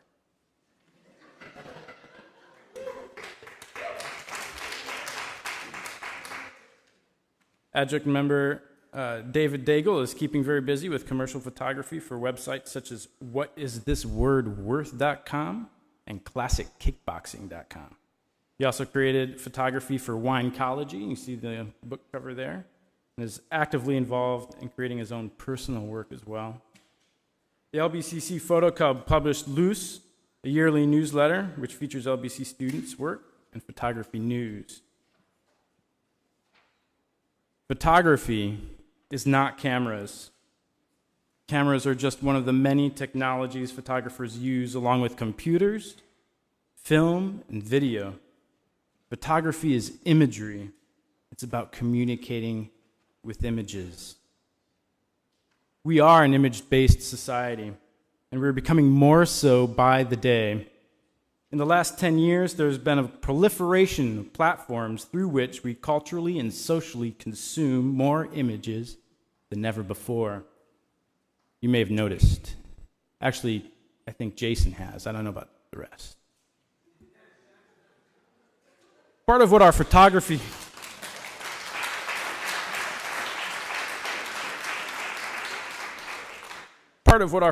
program does is train students to think about, discuss, create, manipulate, sequence, publish, and archive images. Computers and cameras do not create an image for you. You still have to know composition, color, value, and saturation, viewpoint, what light looks like and how to manipulate it, depth of field. How does all of this work? Here's a real-world example. Stephen Lee Stinnett, quote, "As creative service manager for Guitar Center, Inc., I hire and employ artists from all over Southern California for packaging and advertising work. Any artist without a basic understanding or proficiency in photography is something close to useless to me. Photography, art, and design are now linked at the digital hip, as it is marketing, not manufacturing, that provides employment in modern America. The photography program brings LBC a strong ethic of inquiry, critique, collaboration, and production. The soft skills, aka professionalism, communication, and creative problem solving, are stressed throughout our classes. We now have a strong professional student culture that teaches accountability, reliability, and work ethic. The ability to work collaboratively with groups of people who are different from each other is actively taught every day in our classrooms. Photography is often the voice of the untrained artist, and therefore is an accessible point of entry into the arts and creativity for an entire group of students that would not be able to access higher education through conventional means. With photography, we have created a strong visual arts program based at the Pacific Coast campus. Our photography program connects the multiple disciplines, everything from fashion to culinary arts and journalism. The photography program has been active in building strong community outreach and community partnerships through exhibitions, Photo Fest, and connections to local businesses, such as the Bigsby Knolls First Fridays Art Walk, South Bay Studios. The photography program at LBCC offers affordable professional training for commercial visual arts versus CSU or private study. There are no locally available commercial programs with the range of courses that we have and the outstanding facilities that we have or hope to have when the new building at PCC is complete. The skill sets that reside in photography, what we teach, knowledge of the architecture of digital imagery, how files are created, used, stored, archived, professional level digital editing and visual imagery, color, contrast, retouch, compositing, special effects, knowledge of how to employ illumination, artificial light with and without ambient light, in a pictorial environment, both digital and real-world studio. This is especially important for computer graphics and 3D animation, the use of composition and the principles and elements of design for image-based disciplines, how to create with the real, or how to stimulate the real. The photography program also actively engages in educational outreach with connections to local programs at the high school level. We host students each year to see the educational opportunities our photography program offers. We are also connected at the CSU level through portfolio reviews at Cal State Long Beach and Dominguez Hills, who have given full credit for the coursework of our students. The college has made a strong investment, over $250,000, to upgrade professional quality and industry best practices equipment in the areas of capture, lighting, and output. The majority of this equipment, yours and our investment in it, would most likely be junked. The community has made an investment in the new labs at PCC, which have yet to be used, through the bond program. The professional level instruction in high-end DSLR cameras, drum scanners, software, lighting, and printers gives our students access to equipment they would not have otherwise. And like many others, I was struck by the irony of the mission statement above your heads a while ago: equitable student learning and achievement, academic excellence, workforce development, high-quality educational programs and support services to diverse populations. If that is the mission statement, then you're about to squash, perhaps, I think, an incredibly strong program that fulfills that mission statement.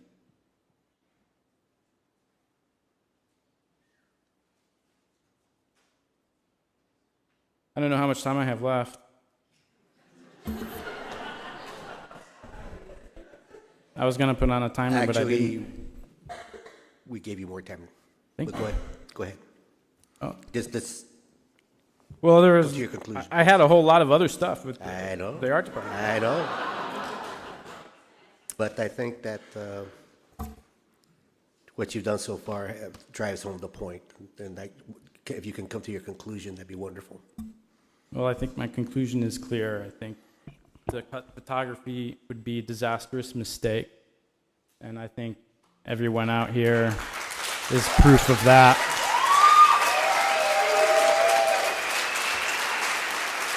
To cut photography would be to go backwards 15 years. I don't know. Thank you. Thank you very much. Thank you.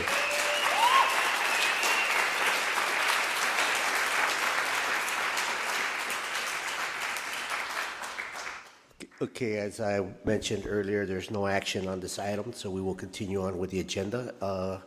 You're welcome to, if you like to leave now, please do so quietly, or we can give it a 5-minute opportunity for you to leave, or otherwise we'll go through the agenda.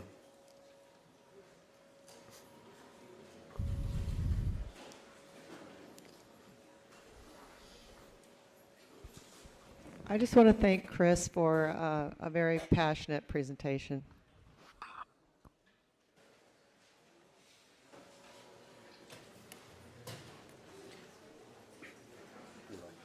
You want to start, or wait till they go?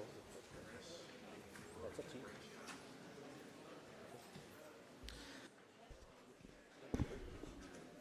Thank you very much to all who attended here. It's a very well-attended meeting, and you're welcome.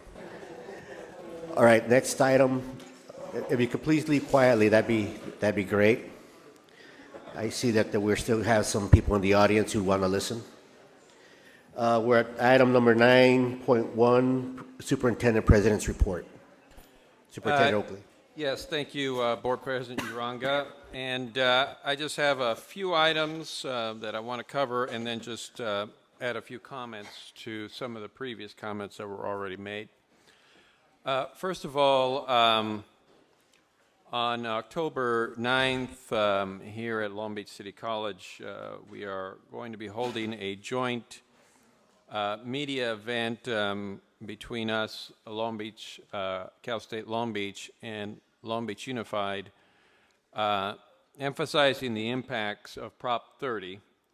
And so we've invited Lynn Shaw as the CCA representative, and as well as the mayor of Long Beach and others to participate. So we hope to be able to clearly articulate what the impact to Long Beach City College will be, as well as the greater Long Beach area should Prop 30 fail.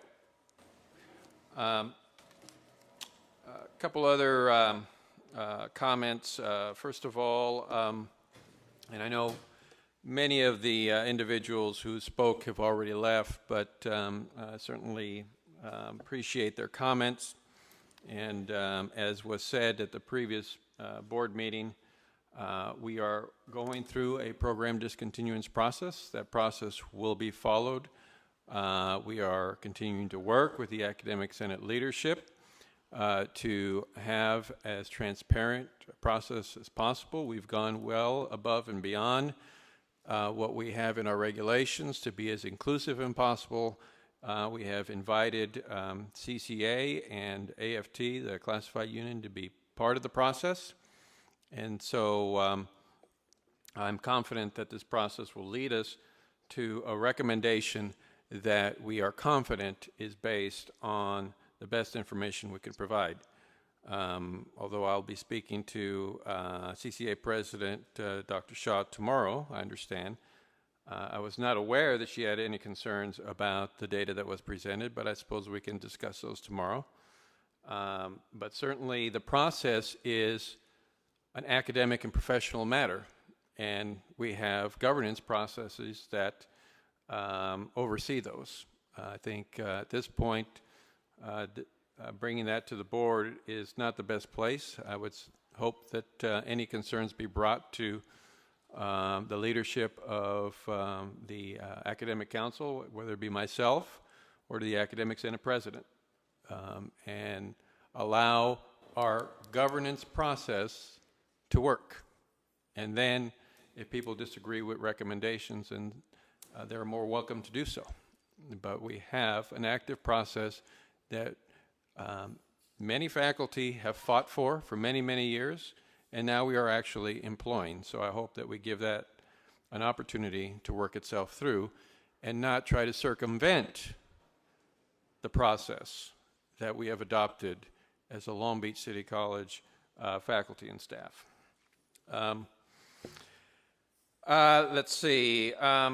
I guess the last thing is just to, again, comment on both programs. We appreciate all of the voices that spoke. Again, those programs are being given ample opportunity to express their views, and will continue to provide that and allow the governance process to produce a recommendation.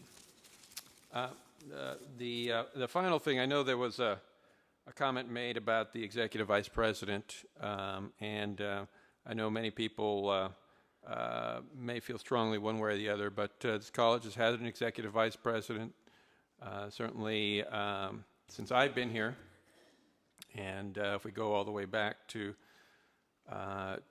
Executive Vice President Kane for many years before that. One could agree or disagree that we need an executive vice president, but I will now and will in the future stand behind the executive vice president of Long Beach City College. The position has much greater responsibility than that of just the vice president. And let me also be clear that the position is paid less than the previous executive vice president. So we understand that that these are difficult issues to address, but just as any faculty member or classified employee moves into a position of greater responsibility, that individual is due additional compensation, and I would not begrudge any employee of that opportunity. So again, I just want to make clear that I stand completely behind the decision to make Ms. Bynum the executive vice president. That's all I have. Thank you. Item 10, academic affairs. No items, no report. Dr. Gaither? Correct? Here? Okay.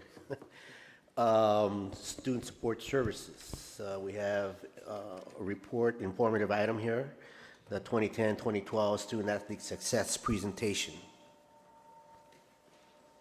I'd like to introduce our Dean of Student Affairs, Kinesiology and Athletics, Connie Sears. Thank you. Hello again. I won't say welcome all over again. Thank you for this opportunity for the Long Beach City College Athletic Department to make our annual report. While the year was long, I promise our report will be short. We will be providing you with some information following the presentation, which will detail a lot of the statistics and the data that we will be mentioning briefly as we go through our presentation.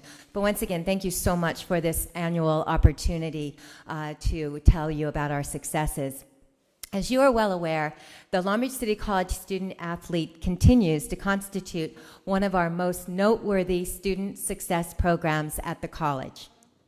To illustrate why this is such a success program and provide some insight into both the current and forthcoming mandatory requirements of student athletes, our Interim Athletic Director, Randy Tutorp, and Interim Assistant Athletic Director, Taylor Robertson.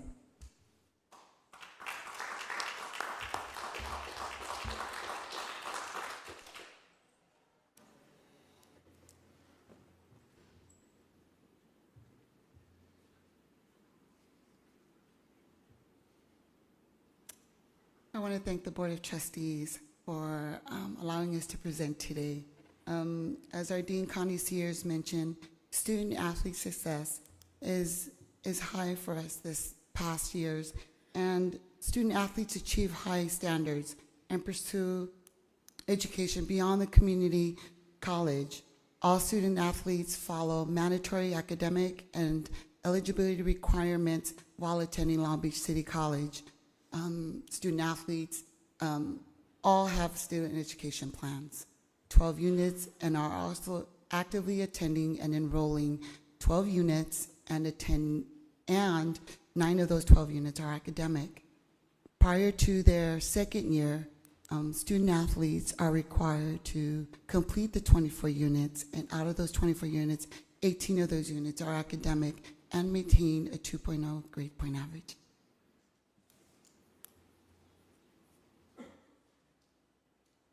Our student athletes arrive at Long Beach City College with a goal to transfer, and they do. This fall, our first-time full-time student athletes have new challenges to accomplish this goal, and we are confident they will raise the bar. In addition to an increase in GPA to 2.5, New students have increased requirements with transfer English, math, and science.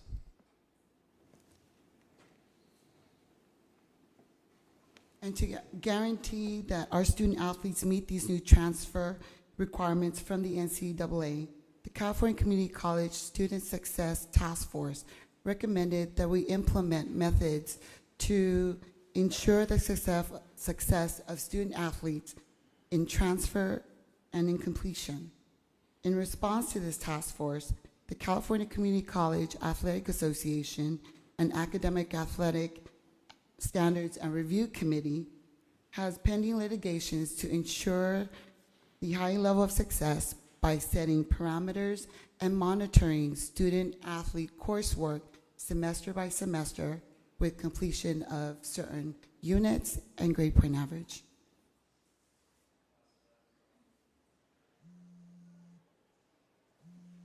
In working with the Long Beach City College Institutional Research Team and in collaboration with the 3C2A and CalPass, we are able to illustrate academic performance data. Our student athletes continue to perform in the areas of persistence, success rate, GPA, retention, and transfer. A closer look at our Fall 11, Spring 12 cohort, athlete cohort, indicate high levels of success rate with English courses.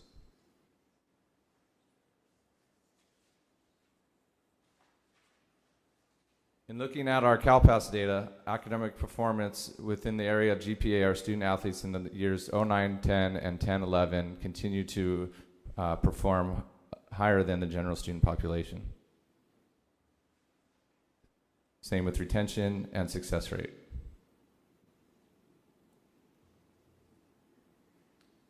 We are especially proud of our transfer success. Since 2000, we have had 1,016 second-year student athletes participating on our various teams and 613 transfers, giving our student athletes a 60% transfer rate. Thank you.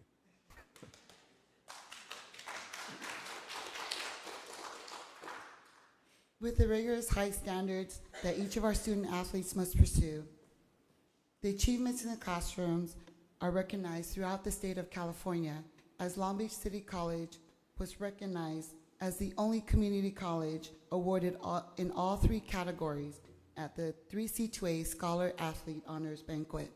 The 2011 Female Scholar Athlete was awarded to Sarah Agopian, our women's water polo, as you can see with our gold medalist, woohoo! And with her GPA of 3.64 and is currently at California Berkeley University. 2000 Male Scholar Athlete was awarded to Kyle Clark, men's basketball, with a GPA of 3.61, who is currently attending University of Colorado. The 3C2A Scholar Team Award was awarded to the 2000 men's volleyball team, with a cumulative GPA of 3.24. 13 other academic scholarships were awarded to many of our student athletes as they excel in the classroom.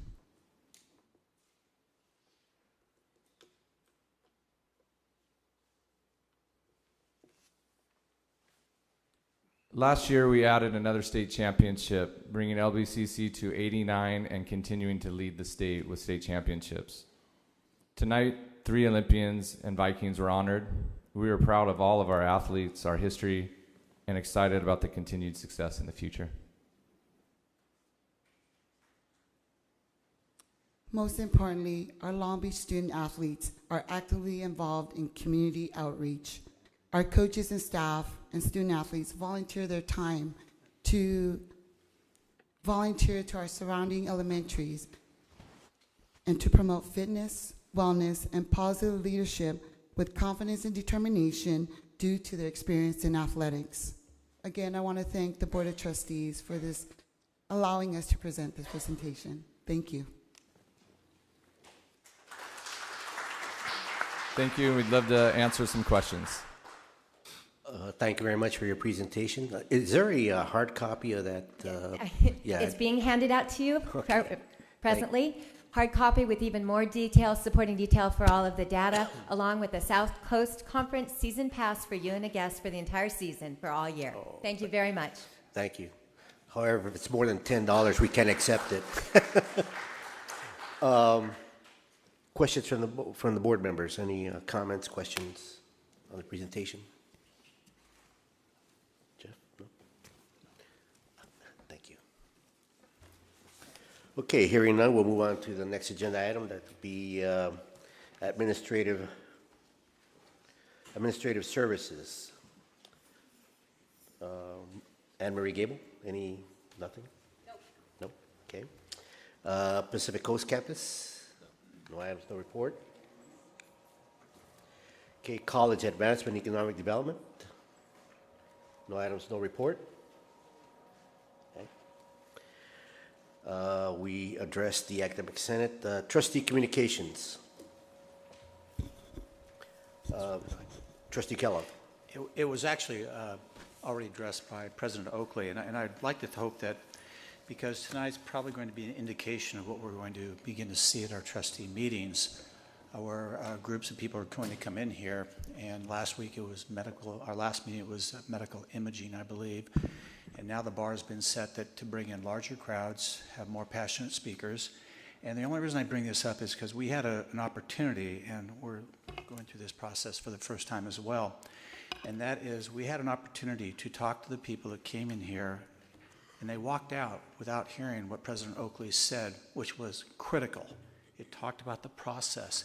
It addressed some of the issues they brought up. And I think we are missing an opportunity when people come in, stating an opinion, I believe, but they also want to hear what we are going to do or what is going on in the process. And there is a very legitimate process that he outlined.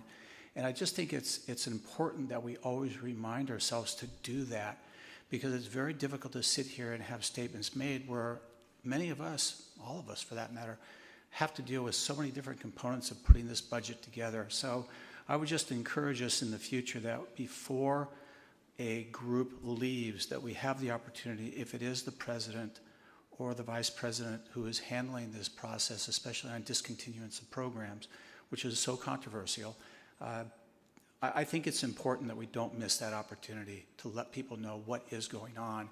And this isn't, as listening to the gentleman talk regarding the photography, and I felt something from the movie Dead Man Walking. That's what I think he felt this process was, that we are going to make a decision here, and that's not the case at all. We have a process that's in place. Every one of these programs that are going to show up in the next month, 2 months, 3 months are all valuable. They're important, they're of quality, they have dedicated professionals that teach, they have done nothing wrong, they fulfilled that mission statement. And so I just want to make sure we do a good job of talking to people about the process over and over again, because it is not going to be, and my concern was some people may have left here thinking that it's going to be a political decision made by a politically elected board. And it's not, it's a process that has been put in place by the academic side of the House that will give recommendations to us. So I just want to encourage us to do that. They were moving out, and I thought President Oakley made some very good statements about what is going on. So I just would encourage us to do that. The other thing that I'm glad he did bring up as well, and in these environments, it's very challenging, because when you have an entire room filled with people, and somebody can stand up and, however you want to call it, to make an accusation to the glee of the audience, especially when someone turns and makes a statement that they question the fiscal crisis facing this college, this state. That gets my attention right away, because they're questioning how bad this is fiscally. And the reason I bring it up is only because it's very easy to throw somebody under the bus. No skin in the game there. You can sit there and say to a group of individuals that are potentially going to lose a program they're passionate about, to turn and say, $30,000, that is a really, I understand if you want to have a mob mentality, but we try to prevent that. The comment about that individual, and even if we'd made that statement, in fairness to the audience, about this individual assumed that those duties for significantly less than the previous person, it probably doesn't matter to people, but I just felt very uncomfortable. It's too easy to do those type of things. And I just have great heartburn with people taking advantage of attacking an individual that is essentially defenseless. Are they going to stand up and defend their position tonight? So I would hope in the future if they're going to make those kind of statements, be prepared for the consequences that go with them. Anybody can play that game. It's very easy, especially in difficult fiscal situations. And I just feel that we need to be, when those type of statements are made, we address them a little more quickly than we did tonight. Because a lot of people walked out of here thinking that those Board of Trustees, they spend all that money on an individual and they could have saved our program. I don't know, but I sure would have liked to have the opportunity of someone to address it while they were in here. Thank you. Trustee Otto? Two quick things. One is I was in Sacramento last weekend and attended the California Community College Trustees Association meeting, and one of the upshots of that was a discussion of the need for trustee training and student success, and there are things that are afoot to do that. There's been some money that may be available. We're not sure exactly where it's coming from, but available to do that, and I'll keep people updated on what it is that's going on. It's been a pet project of mine for a long time. The other thing that I think our President Superintendent forgot to say was that last week the foundation hosted Walter Bumpus, who is the president of the AACC, the American Community College Association. It's not right. AACC. Right. I got the words in the wrong order. But here in Long Beach, he was out here to give a talk. We also had Terry O'Banion, who's a legend in the community college field, as the founder of the League of Innovation, and was our college day speaker.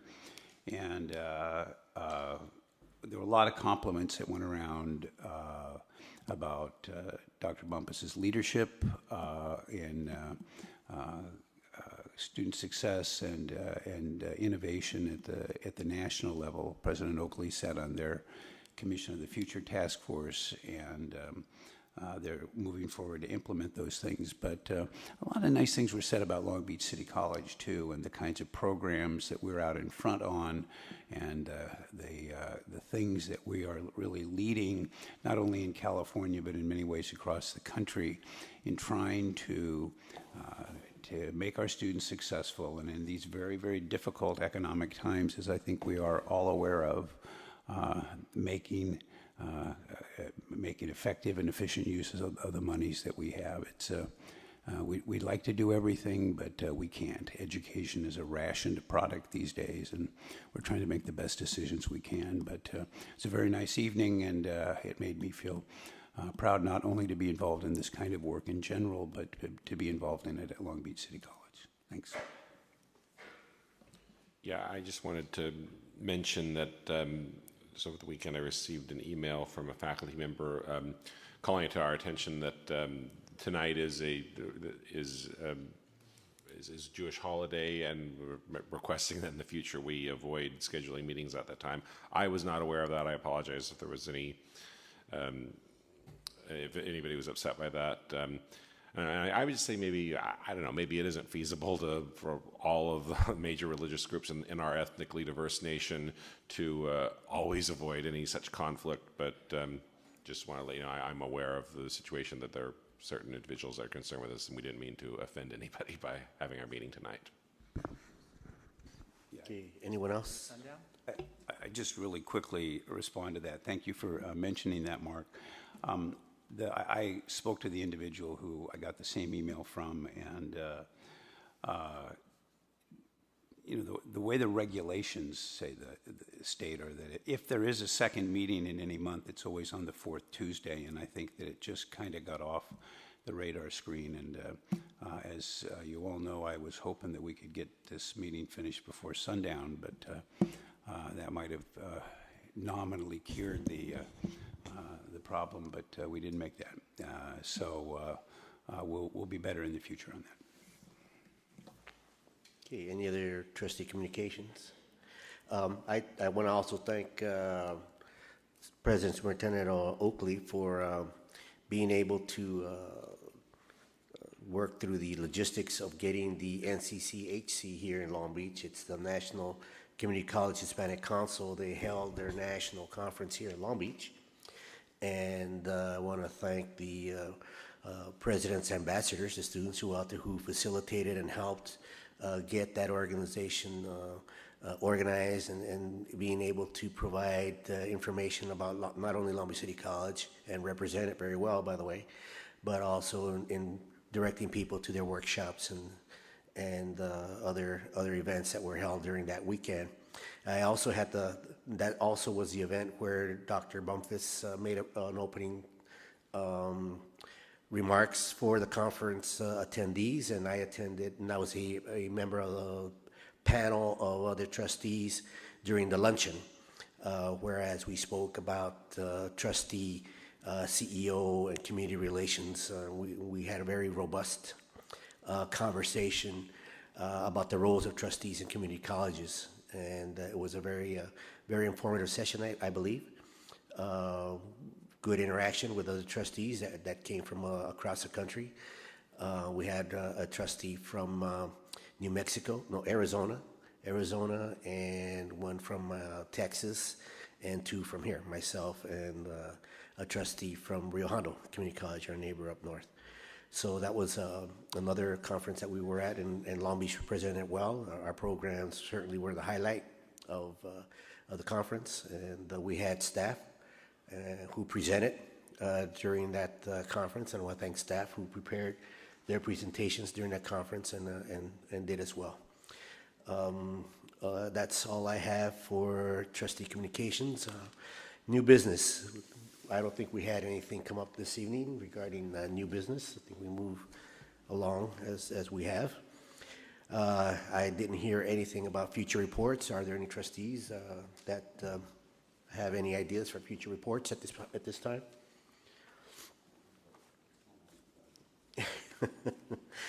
Okay. He asked what we're doing with the Dodgers. I don't know. Also, we already covered item 19, public comments and non-agenda items, so we're at point of adjournment. Can I have a motion, please? Okay, motion to adjourn. Thank you. Thank you for attending. Thank you for watching.